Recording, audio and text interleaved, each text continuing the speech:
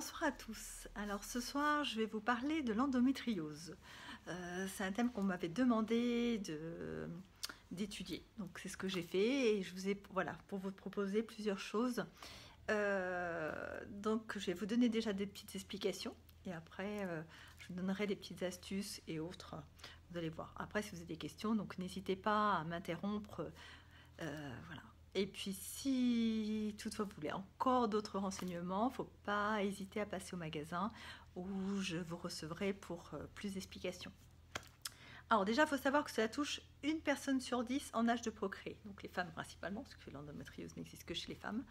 Ce que je vais vous conseiller ce soir, c'est en parallèle au traitement mis en place par les médecins. C'est vraiment du supplément. Ça ne remplace pas les traitements que les médecins vous conseillent ou vous prescrivent. Car il y a un rôle important qui se joue aussi dans votre alimentation et certains compléments alimentaires qui peuvent vous aider. Au niveau des douleurs à gérer, enfin plein de possibilités de tous les effets autres que vous avez, parce qu'il faut comprendre qu'il y a plusieurs symptômes dans l'endométriose et que vous n'avez pas tous les mêmes symptômes. Donc principalement c'est la douleur, mais il n'y a pas que ça, il y a des choses qui peuvent se rajouter. Comme il y a par exemple 3 sortes d'endométriose. Vous avez la superficielle, qu'on appelle aussi péritonéale, vous avez l'ovarienne et vous avez la pelvienne profonde. Donc toutes les endométrioses sont différentes. Chaque personne est différente. Et ça touche aussi les adolescentes. Souvent ça commence quand même jeune, mais on ne le sait pas forcément. Et des fois, en fin de compte, on n'en s'aperçoit que très tard. Mais ça peut jouer aussi sur les adolescentes. Donc là, je vais vous parler des principaux symptômes qui peuvent vous interpeller si vous avez un doute, par exemple. Alors, la première chose, c'est la douleur. La douleur qui peut être très importante. Les règles douloureuses, les douleurs pendant les rapports sexuels, les douleurs pelviennes fréquentes, défécation douloureuse, c'est-à-dire donc le fait de faire caca et qui peut être très douloureux, les difficultés à uriner. Il faut surtout s'inquiéter quand la douleur n'est pas soulagée par un antidouleur, comme du Doliprane, les Feralgan ou paracétamol. Bon, c'est la même chose, mais sous d'autres noms. Mais voilà, si vraiment avec ça, vous ne trouvez pas de solution, enfin d'apaisement, là, il faudrait penser à consulter surtout, pour poser un diagnostic principalement. Et puis après, quand elle revient aussi tous les mois et que la douleur est de plus en plus importante, là, il faut vraiment s'inquiéter. Mais des fois, il n'y a aucun symptôme. Et on le découvre par hasard lors d'un examen traditionnel ou quand on veut faire par exemple des bébés et qu'on n'y arrive pas. Donc ça peut être aussi ça. Alors déjà, la première chose importante, c'est l'alimentation. Donc les choses que vous pouvez faire déjà à votre niveau. Donc manger des aliments bruts, non transformés et bio. Alors, j'ai souvent entendu, oui, mais le bio coûte plus cher. Alors, il faut comprendre que quand on mange bio, principalement, on change notre mode de consommation parce qu'on cuisine beaucoup plus. Et le fait de cuisiner, ça coûte beaucoup moins cher. Et on mange moins parce que ça nous rassasie quand même beaucoup plus vite. Donc voilà, ça c'est des choses qu'il faut aussi comprendre et qu'il ne faut pas regarder parce que là c'est plus cher, mais à force vous verrez qu'il y a une grande différence et puis vous avez là quand même la qualité, le goût et c'est quand même sain pour votre organisme. Donc manger des légumes et des fruits bio, déjà parce que c'est riche en antioxydants et en vitamine B9 et là c'est important pour l'endométriose. Les aliments riches en oméga 3, les poissons gras comme les sardines, maquereaux, harengs, saumon, ou des graines ou huile de noix, colza, les graines de chia, l'huile de caméline, colza, péria. Et ça, il faut en consommer au moins 2 à 3 fois par semaine.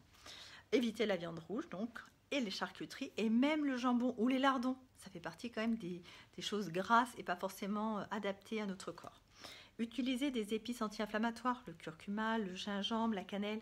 Voilà, il en existe plein. Tout de suite, c'est la saison des pommes là, qui arrive. Donc on peut faire plein de choses et on peut mettre toujours un petit peu de cannelle sans en mettre énormément.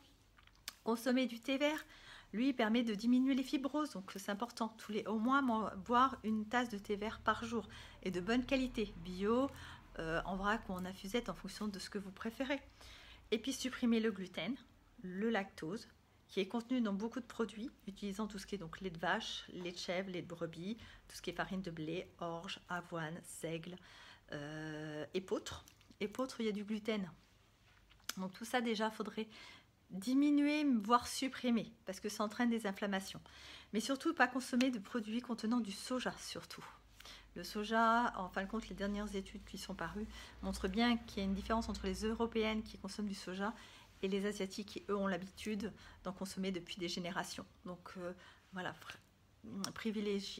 éviter le soja pour les femmes. Sincèrement, moi, je ne le conseille pas du tout.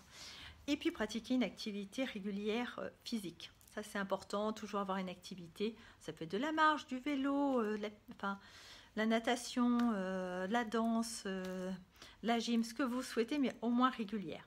Pensez aussi à faire du yoga, méditation, acupuncture, réflexologie plantaire, tout ça qui fait du bien aussi à notre corps. Limitez l'exposition aux perturbateurs endocriniens que l'on trouve aussi dans les ustensiles de cuisine. Utilisez plutôt des pots en verre ou en métal adapté, mais surtout pas de plastique. Voilà, le plastique contient énormément de perturbateurs endocriniens. Consommez plutôt des cosmétiques bio, sans parabènes ni autres substances nocives. Donc voilà. Voilà déjà tout ce que vous pouvez faire, vous, en premier lieu. Alors, après, les compléments alimentaires que je peux vous proposer et qui peuvent vous aider. Alors déjà, on fait un nettoyage, donc avec l'hépatoconfort, qui améliore le métabolisme hépatique des œstrogènes. Donc là, c'est des cures, pareil, à faire de temps en temps. C'est pas à faire tout le temps. Vous avez pour le confort menstruel, voilà, pour soulager les douleurs. Donc là, vous retrouvez de la camomille, du safran, de l'hibiscus et de la chélé millefeuille. Voilà, donc là, ce sont des gélules vraiment pour soulager. Vous avez le framboisier. Donc là, on utilise de la Gémeaux qui agit sur le système urogénital. Mais tout ce qu'endométriose, quelle qu'elle soit, et les autres, d'autres symptômes, enfin, elle joue sur beaucoup de choses. Donc là, c'est des gouttes à prendre et là, on peut aller jusqu'à 5 gouttes 3 fois par jour. Après, vous avez tout ce qui est pensé à prendre de la vitamine D, soit en gouttes, soit en capsules. En même temps, ça augmente vos défenses immunitaires, ça joue sur beaucoup de choses, la vitamine D, pour vos os, vos articulations. Donc, mais pensez, parce que souvent les gens sont quand même très carencés en vitamine D. Et là, ça joue alors, en association avec du curcuma pour limiter l'inflammation des cellules de l'endomètre. Donc, c'est vraiment important. Après, en petit complexe d'huile essentielle, donc là, je vous en ai proposé, vous mettez 10 gouttes de sauge, donc la sauge clarée.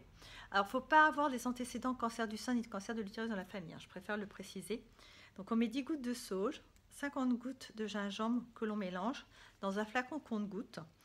Et avec une huile végétale, l'huile d'amande douce, macadamia, noisette, ça peut être de l'onagre aussi.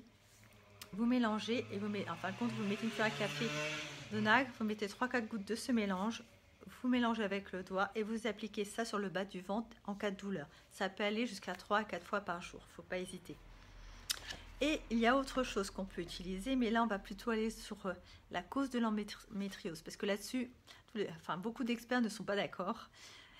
Alors, je ne sais pas si vous voyez où est mon doigt. Voilà, tout ça, ce sont des pierres de santé. Et là, on peut vous aider à ce niveau-là sans avaler quoi que ce soit. Donc là, bonsoir. N'hésitez pas à venir et on vous aidera pour vous conseiller un maximum. Voilà, je vous souhaite à tous une bonne soirée. J'espère que le sujet vous a intéressé. Si vous avez des questions, on est à votre disposition au magasin. Vous pouvez passer par Messenger ou tous les moyens d'information, téléphone, autres, et on vous répondra. Je vous souhaite à tous une bonne soirée et puis profitez bien du week-end. Au revoir.